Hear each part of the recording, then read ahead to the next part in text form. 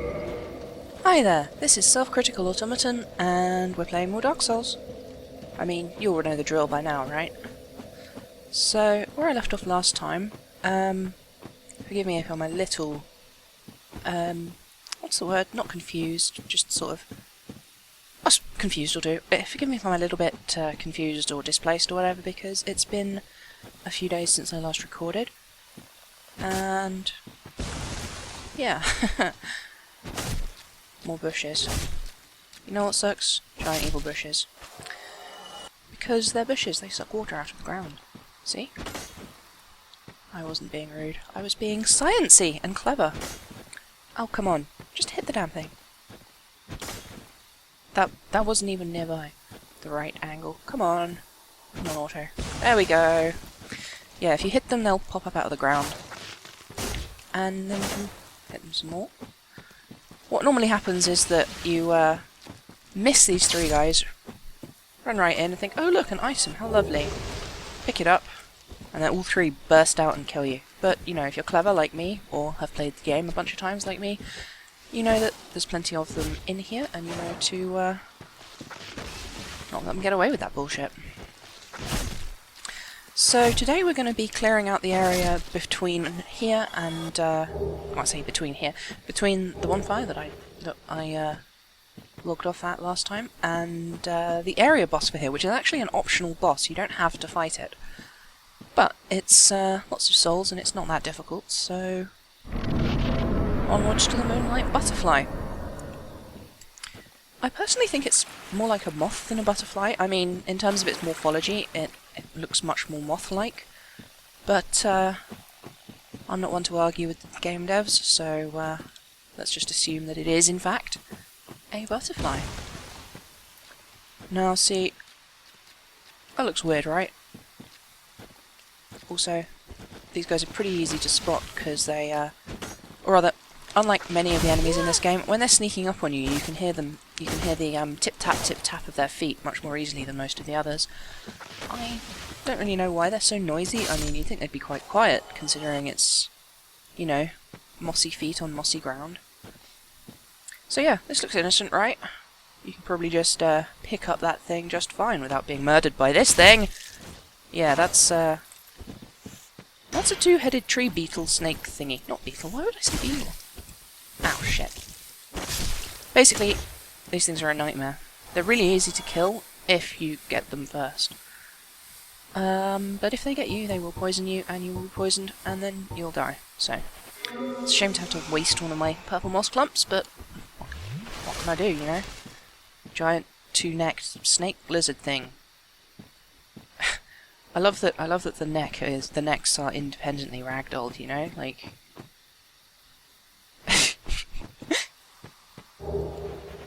anyway, I have the partisan now. The partisan's a big old spear, but unlike most spears, it has slashing attacks, which is, to be honest, not that useful on a spear. In wide open spaces, it's alright, but in any kind of enclosed space, you will end up getting. Oh, what's the word? Like when you like this. Oh, okay, like. Okay, well, if it's not going to display it for, you know. There's a word for when you swing a weapon and it bounces off something, but I don't know what it is. Bandit's knife, Estuk. Let's try. Okay, well, might as well just try the partisan for now. See if we can get this one. Oh, it does have thrusting attacks. That's good. Let's not get poisoned again. But it also has big, wide, sweepy attacks. Which, considering this little bastard is quite hard to hit, because he's very small, it's very low profile. Again, I've no idea if it is actually a he, it's just force of habit, really. I really like the design on these things. They're so weird, but they're weird within the realm of possibility. There are absolutely animals on Earth that look like that. Just not exactly that, if you know what I mean. Did I equip my longbow? I should equip my longbow. I don't even know why I bought the short bow. I've never used it. And let's go back. Can I wield the halberd yet? I cannot. Oh well. Let's jump back to the battle axe for now. because we're going to fight some giant stone soldiers. And they're pretty tough. And this is my only +1 weapon, so... There he is, he's spotted me. He's a great big chap, isn't he? Look at the size of him. Ouch. Yeah, these guys are, they're pretty tough, because they're giant and they're made of stone. You can get their armour later on, which is really cool, but it's, I think, the second heaviest set of armour in the game, so most people don't bother wearing it. Oh shit, and they can do that, which... That is a miracle called Tranquil Walk of Silence. Or at least... It's Tranquil Walk of something. It might be Tranquil Walk of Peace. Oh shit, it hit me.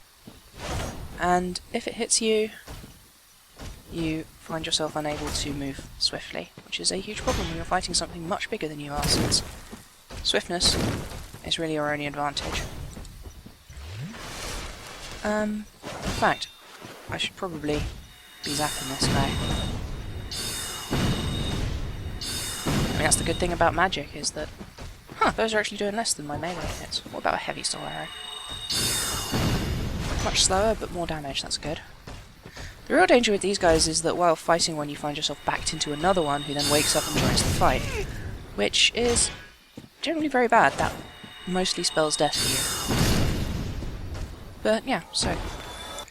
They're not that tough if you know how to take them down. If you don't, they will just destroy you. Notice that this guy left a corpse, and I can kick it around. It's very much here. It's a ragdolled corpse. This is evidence that the fact that the Black and Silver Knights and certain other large enemies don't leave ragdolls, it's not a processor issue. It's not that they can't render so many things, or have them be, you know... What's the word? Have them be all ragdolly. But it is in fact the case... Sorry. Basically, if they can have them be like that, and they haven't, then there's a reason why they've done that. And the reason is not, you know, the requirements on your computer system of having ragdolls bouncing around. I don't know if there's a range limit. I think maybe it might be that if... Yeah, okay. See, I used to think that was an AoE ritual, and if you cast it while you were close, you'd get caught in it, and the slow would affect you, but it looks like it's actually centered on him. After he casts it, it puts an AoE around him for the duration of the miracle, because it's a miracle, not a spell.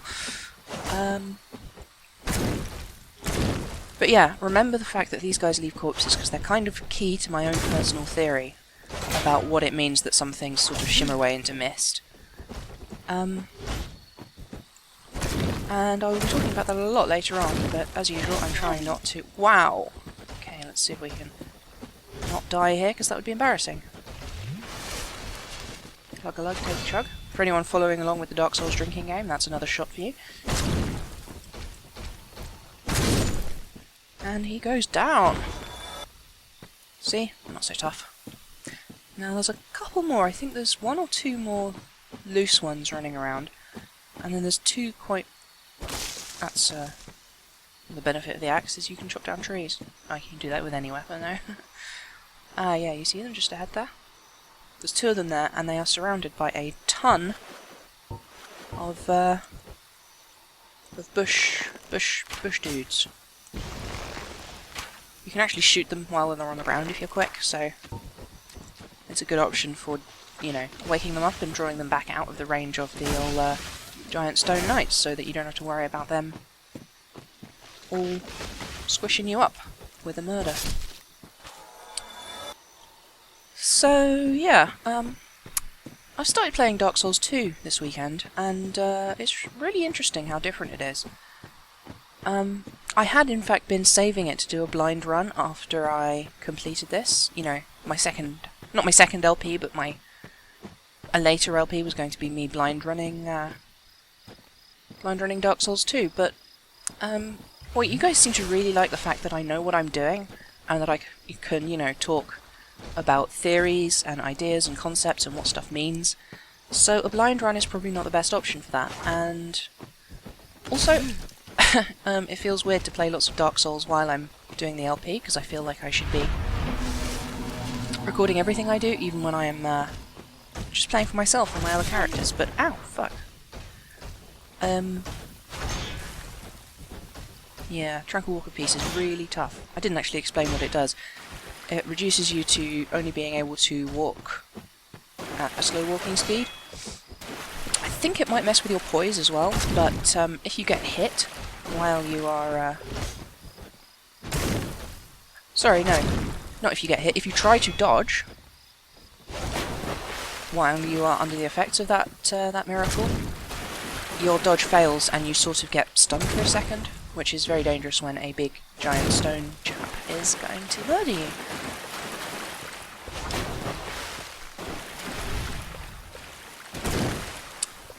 Yeah, so, what was I saying about Dark Souls 2? I suppose it doesn't really matter. Anyway, yeah, so, when I eventually play Dark Souls 2, I should be able to...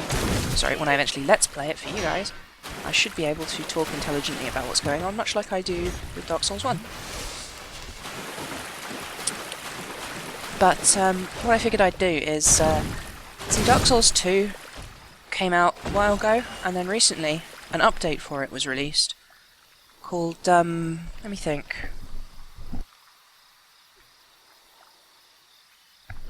called Scholar of the First Sin. So, what Scholar of the First Sin does is it sort of remixes the game a little bit, makes it a bit harder, and changes the locations of some stuff.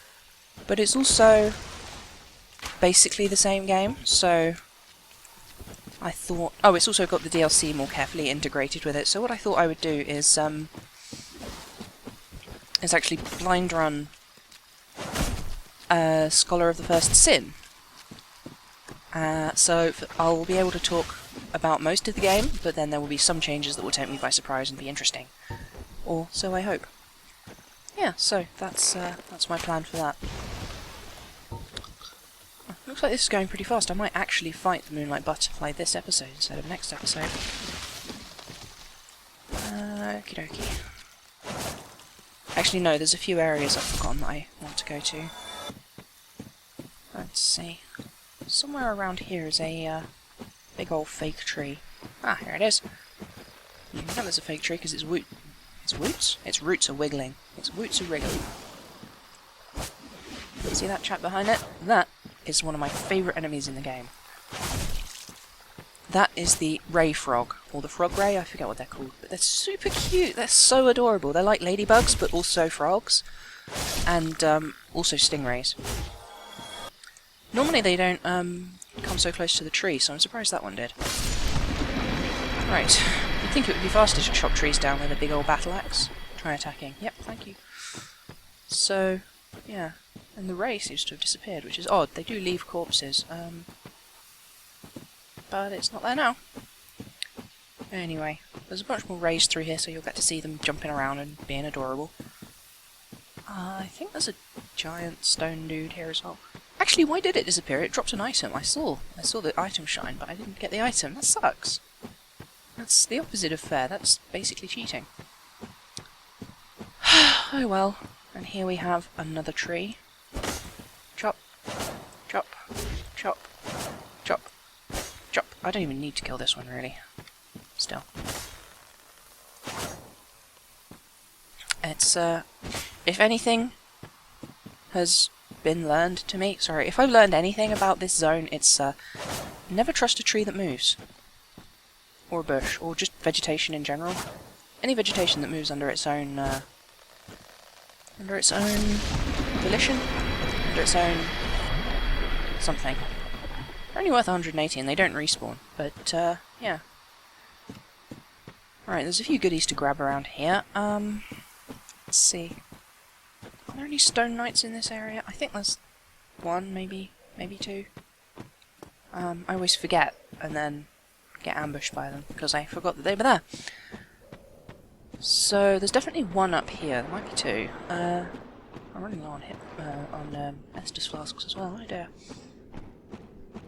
So, yeah. Let's, there he is.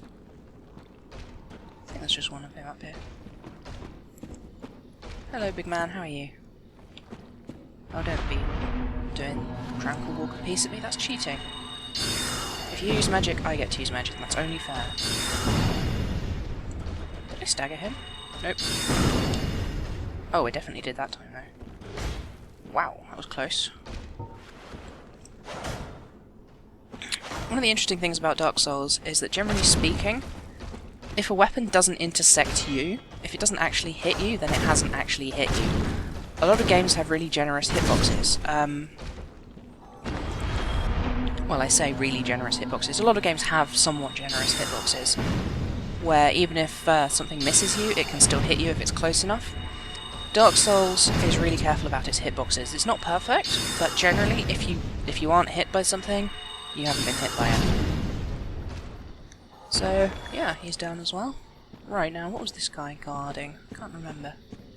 Ah, yes! I forgot to point this out when we were running past it, but this was the path that led through to the bonfire. So, it's the Wolf Ring. Let's swap it out for the Old Witch's Ring.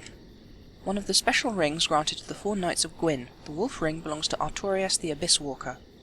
Artorias had an unbendable will of steel and was unmatched with a greatsword. The Wolf Ring does is, if I remember correctly, it boosts your poise a little bit. I might be misremembering. There are 4 rings for the Alpha. You know, for a giant guy made of stone, he's very easy to kick around. Yeah, there's 4 rings, 1 for each of the 4 knights. The Leo ring, the Hornet ring, the Wolf ring, and another ring that I can't remember the name of. They're all pretty good bonuses. The Hornet ring boosts... Oh, is it the Hawkeye? Hey, look at them, they're so adorable. I genuinely want one of these as a pet. Like these salamander newt type things. They can be a bit dangerous with those tongues if you're not careful. Insert lewd joke here. There's 4 of them? I thought there were only 3. But yeah, their basic attack is just that whippy attack, which is fairly easy to defend against if you can see what you're doing, which I can't always, because if Dark Souls has one thing that's really troublesome with it, it's that camera. Right, this is the last one, but oh, they're so cute. And sometimes when they die they flip over and you can just see their adorable underbellies, but they don't seem to be doing that this time. Hey. Oh, it looks just... I just really want one. I really want one as a pet. They're so cute. So cute. And unlike cats, I am not allergic to amphibians, or at least I hope I'm not. Soul of a Proud Knight, always worth having. For some reason I always think there's another thing over here, but there never is. You think I'd have learned by now. Oh well. Anyway, yeah. That's pretty much everything. There's only the spot with 2 stone knights left, and the treasure they drop, but that can wait until next episode when we go to fight the moonlit butterfly, or the moonlight butterfly, as the case may be. Yeah, I think that's everything in this area, and yeah, I'm going to go back to the bonfire, reset my Estus. I might kindle that bonfire if I have enough humanity, but I probably don't. Because, yeah, I have wasted quite a bit of my humanity, unfortunately. However, I do want to summon in some help for the boss. There's an NPC summon around here who is very handy for fighting the boss, so... In fact, she's one of my favourite summon NPCs. Right after Solaire, it's Witch Beatrice. She's a witch, and her name is Beatrice, so she's Witch Beatrice. And I've got a few interesting things to say about her, but not very many. So yeah, I'll, catch you next time. Oh, it's really frustrating that you can't emote too close to a bonfire. I don't know why. It's a mystery. I'll catch you later. Bye.